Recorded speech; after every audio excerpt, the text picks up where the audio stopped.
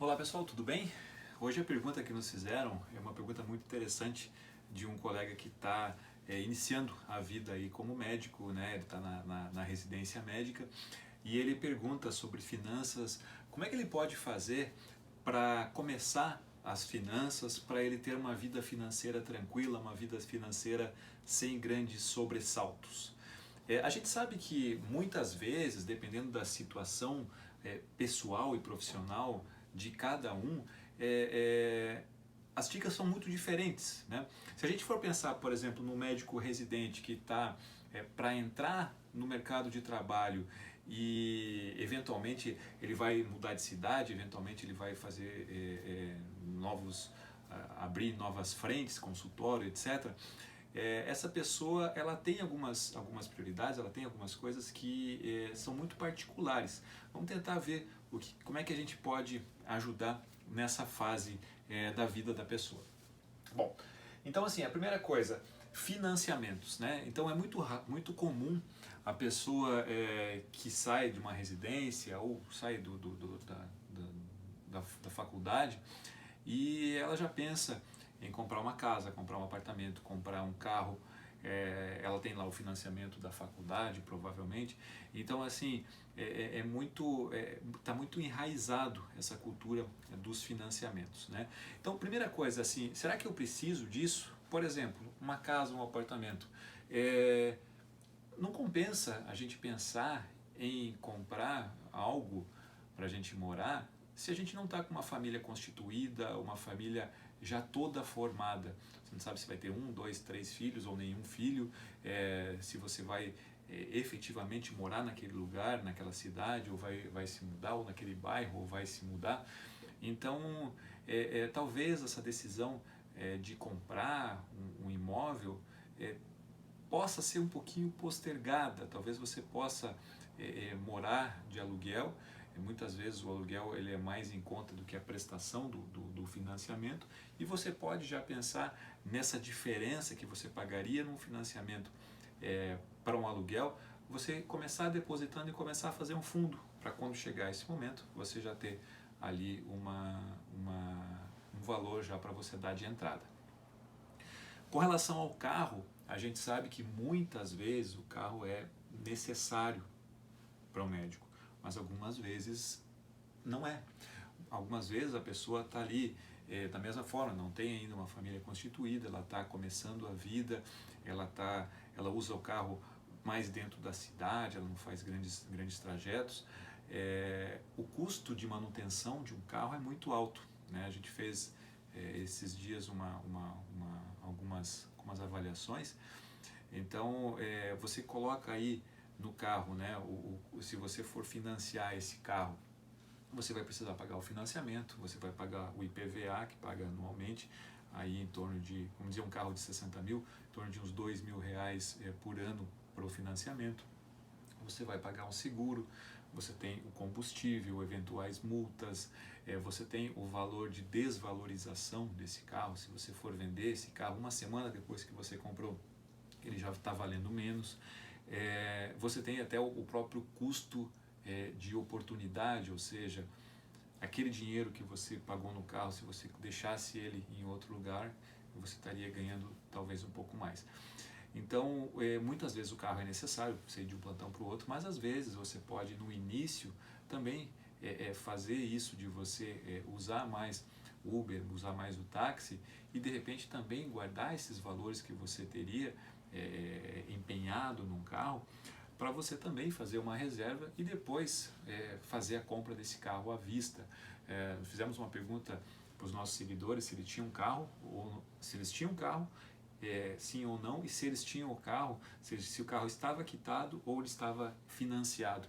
Para nossa alegria, a maioria das pessoas não tinha o carro financiado, ou elas não tinham carro, ou o carro já estava completamente quitado. Então, a primeira dica sobre financiamentos será que você precisa desses financiamentos? Essa é a primeira dica. Fazer o mínimo possível de financiamento e o mínimo valor possível. Por isso que a gente fala em começar a fazer uma reserva para aquele teu objetivo.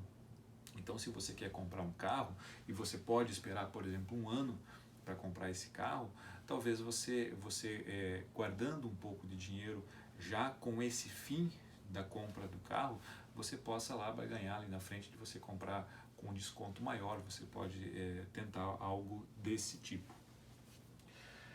A questão então é da reserva financeira, né? Então você fazer essas reservas e pesquisar bem os juros. Muitas vezes a pessoa não pesquisa, né? Então assim, ela vai lá no banco que ela tem conta e já pede lá o financiamento do carro, o financiamento do apartamento.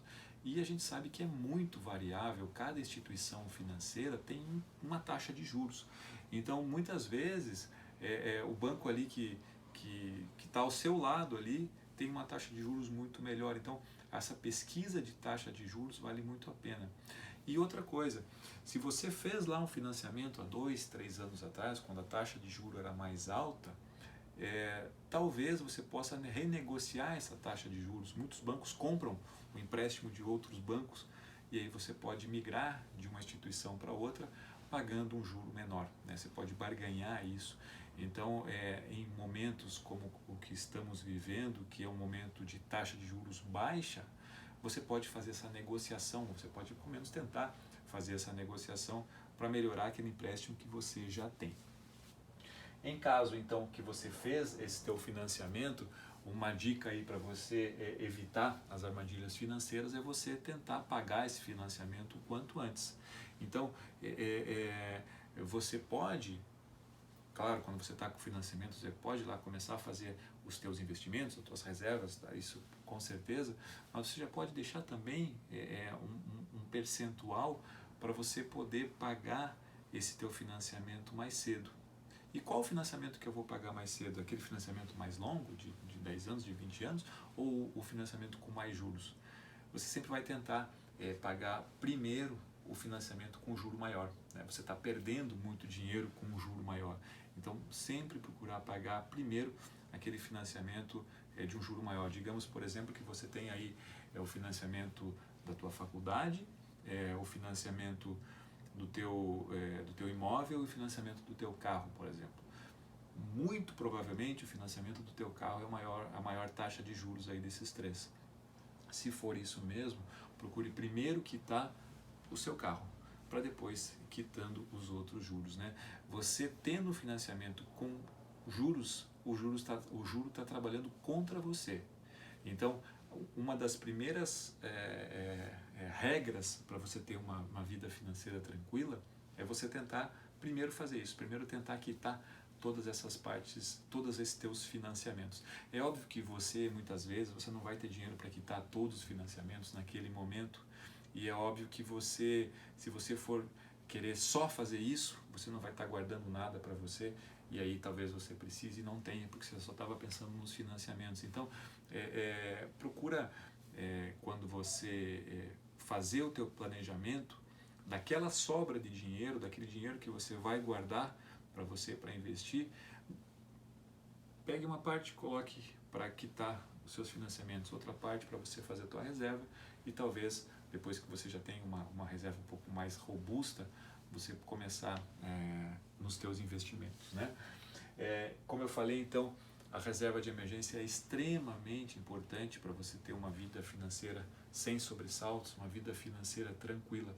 A reserva financeira, ela serve para você dormir em paz, para você ter uma segurança. Então, ela não é um dinheiro ali que você vai esperar que renda muito, que você ganhe muito dinheiro com aquilo, né? Ela é um dinheiro de segurança teu. É que quando você precisar, esse dinheiro vai estar ali, né? Então, quanto é uma reserva de emergência? Para um médico, de 6 a 12 meses dos seus gastos, não dos seus ganhos, e sim dos seus gastos. Digamos que todas as suas contas no mês deem, então, sei lá, 5 mil reais. As tuas contas são 5 mil reais, porque tem lá os financiamentos, tem lá o supermercado, tem, enfim, todas as tuas contas dão esse valor. Então você vai, nesse raciocínio, você vai precisar de uma reserva de 30 a 60 mil reais. Ah, mas é uma variação muito grande, né, de 30 a 60 mil. Antigamente eles falavam de 15 a 30 mil nesse exemplo, né? Eles falavam de 3 a 6 meses. Depois que veio a pandemia, que surgiu esses 12 meses aí. O que eu acho pessoalmente? Se você tem um ganho financeiro que venha exclusivamente do teu consultório, eu acho que 12 meses é um bom tempo para você ter uma reserva financeira. Se você tem aí um vínculo trabalhista com alguma instituição, com uma prefeitura, com o governo do estado, com alguma empresa, que você tenha uma certa segurança, você pode deixar essa tua reserva para 6 meses, né? A gente viu nessa pandemia muita gente, eu inclusive, que tivemos que fechar o nosso consultório e era por algumas semanas, e era uma situação que jamais a gente pensava, né? Eu pensava que eu poderia fechar meu consultório se eu tivesse uma doença. Tudo bem, eu tenho lá o meu seguro de incapacidade temporária e se eu tivesse uma doença, eu fecharia e usaria o meu seguro. Agora, fechar por causa de uma pandemia e todos terem que fechar, a redução de renda é muito grande. Então, quando você não sabe quanto tempo vai acontecer esse fechamento, eu acho que 12 meses é um prazo que é bastante importante para ficarmos mais seguros, né? Então, depois que você cuidou dessa parte aqui, você conseguiu conquistar os teus objetivos, seja lá objetivos profissionais, você queria montar uma clínica, você queria montar teu consultório, você precisou de um financiamento para isso, ou para um carro que você precisava, ou pela tua casa, já que você já tinha lá uma necessidade de um imóvel, a hora que você consegue controlar essa questão dos financiamentos, que você tem uma boa reserva de emergência já, não necessariamente você tem os 12 meses, mas você já está em programação de finalizar isso brevemente, você pode começar a investir. Então isso também é uma coisa que a gente vê muitos colegas que querem se antecipar. Ah não, quero já começar a investir, quero começar a comprar ações, quero começar a fazer tal coisa, mas eles não têm nem a reserva de emergência ainda. E aí você, assim, se você precisa daquele dinheiro, você não vai conseguir naquele momento. Por exemplo, se você só comprou ações, aquele dinheiro de ações você vai ter que vender naquele momento e conseguir o dinheiro depois de 4 dias, né? Então talvez você precisa realmente dessa reserva. Mas se você já tem isso e você começa os investimentos, então aí sim você pode ter uma tranquilidade, porque assim, o quanto antes você começar, você vai ter um sucesso maior financeiro lá na frente. Então você não precisa esperar, ah não, eu só quero começar a investir quando eu já tiver 10 mil reais, 20 mil reais, 40 mil reais para eu poder investir. Não, você pode começar e você deve começar muito cedo. Se você já tiver 100 reais, 500 reais, 1000 reais que estejam sobrando e você já esteja naquela fase de investir, você já deve começar a investir, né? Então a gente sempre recomenda iniciar esses investimentos precocemente e aprender sobre como investir e ter uma segurança, uma tranquilidade para que você possa ter aí uma vida financeira muito confortável. É isso que a gente espera.